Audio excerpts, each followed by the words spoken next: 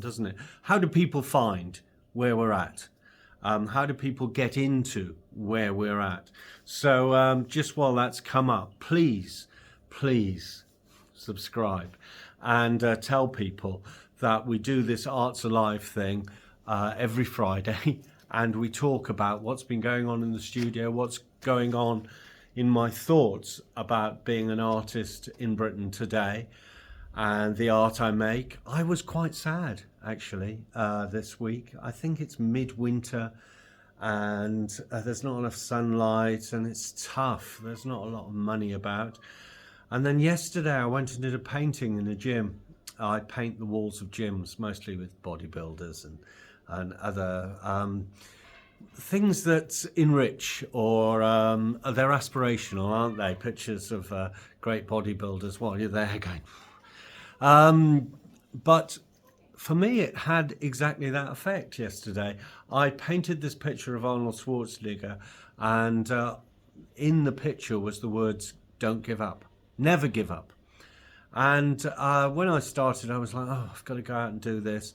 And I didn't want to put overalls on, so I put an apron on. And then I got there and I painted it, and it was really tough. It was getting away from me a bit, this painting. I got the body right. I couldn't quite get the expression on his face. But I kept on working at it, and I might do a little bit more tomorrow or Sunday, because they're very good to me at this gym. But coming away from it, I was so happy. I was just, every part of the midwinter depression had gone because I'd done something I really enjoyed, and I'd got the feedback. And the men who work in the gym, we stayed until the end. It was about 10:30, and I worked for 2 or 3 hours.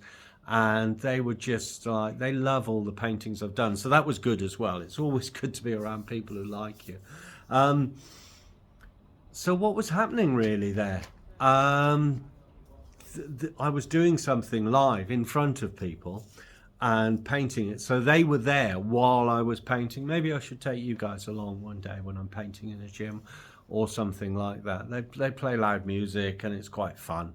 It's just down here in Batley. I think that I'm doing myself a disservice if we don't have a conversation about logos. I think a lot of my conversations are a bit esoteric, and I talk about art theory, and I say art is thought in evolution. And I also say there's no such thing as low art or high art.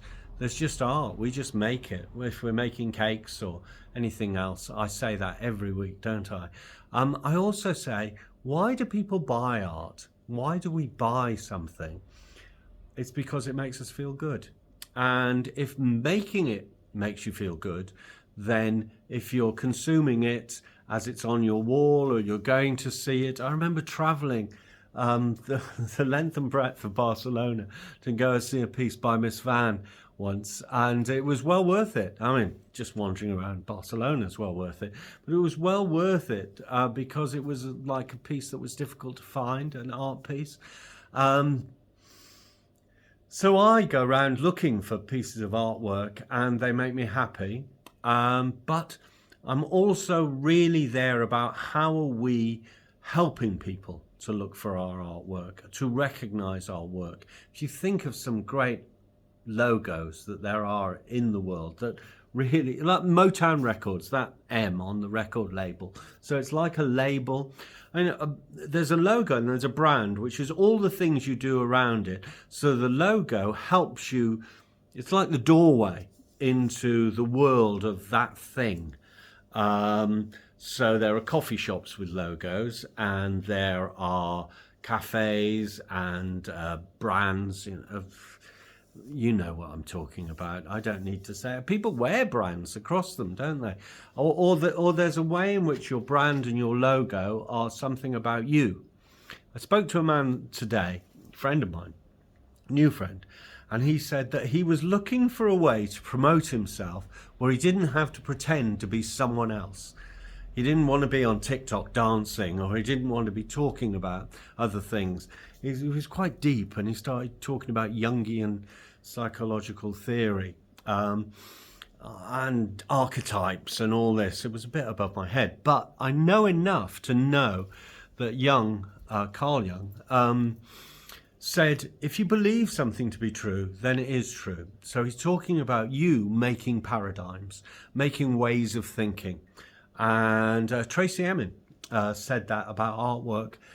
I'm sure she said it in one of those lectures on the BBC or something. It might have been a TED talk, but I think it was that. Anyway, she said that the artwork only needs to have logic that applies to itself. It only needs to follow through, so that if you're always doing monsters that fly, the idea that monsters fly is part of your artwork. So if you're suddenly in a situation where they can't fly, you're like, well, that's different from the paradigm, from the world you're creating. And art creates a certain world. And things have logics within themselves. So everything Damien Hirst makes has a logic within itself. It might not have the same logic as the rest of us, but it has a logic. Everything that other more surreal, Dali, has, his artwork lives in a world where the logic is surreal. Other people may have a more practical, or they might use cloth in some way, so they have a pattern, and the idea of repeating pattern is a logic. But that's more the brand, like what the thing does. I'm really talking about what small symbol describes you, what small symbol describes me. And I'm going to work on this, so you can watch me struggle with that idea, and hopefully you can come up with something yourself. I mean, they can adapt over time and they can get bigger and better and all that sort of thing, but it's a basic. It's a basic that drives people to your website or drives people to your artwork. It's a symbol of quality. It says, Trafford Parsons made this, and Trafford Parsons cares about this. My set's falling apart. I don't think maybe that is part of my brand. I think I'm very messy, and someone else said to me recently, embrace the mess, Trafford, because out of the mess comes all the ideas, all the artwork. And I'm very, very lucky that I'm surrounded by people who support what I do, and that's another thing that we need to do, attract people to us who understand us.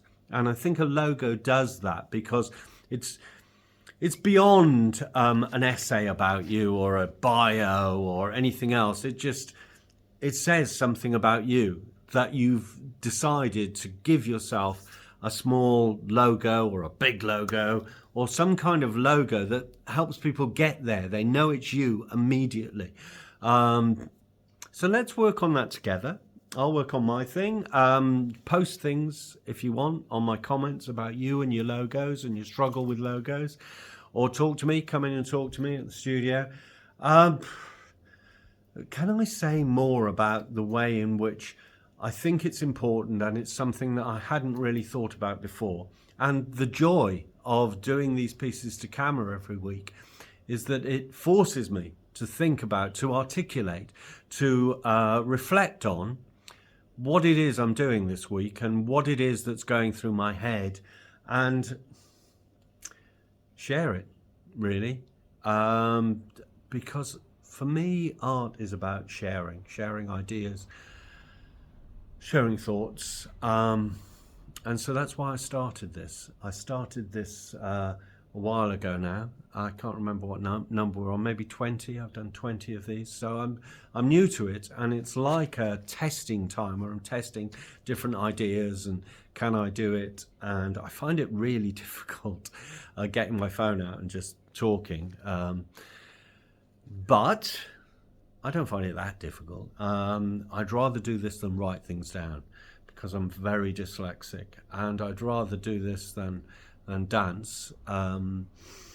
In that I can dance, and I used to get up every day and train and dance until I was about 42. I trained every day, and then I taught dance. I taught for 9 years at Manchester University. I taught contemporary dance. And so I sort of feel as though I've put my time in with dancing. And I went out to nightclubs, we all know. And I was on the telly dancing and in videos, and doing all those sort of things. But there's a way in which making artwork where I'm not necessarily front and center, the artwork is. I've been doing this artwork for 25 years. I've only just felt comfortable with getting back into the limelight as a person. I was hiding behind the work, or I felt that the work should be more important. So many weird thoughts, maybe not so weird, but so many thoughts about that, which I will share and we can talk about in other weeks.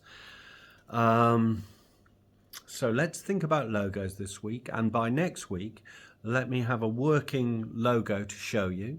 And if you've got one that you're working on, that's cool as well. Let's have a look at those and let's talk about those. I hesitate to say that I'm running a class in what to do to be an artist, but maybe I'm running a workshop or a seminar group or something like that. Maybe think of the fact that we're all doing this together, and that if we as artists get our act together and are able to communicate better than other things, we're actually not competing with other artists. We're competing with football and TV and waiting for the bus. I don't know, all the things that people do in their day.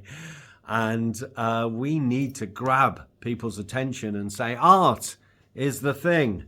Art is the best. And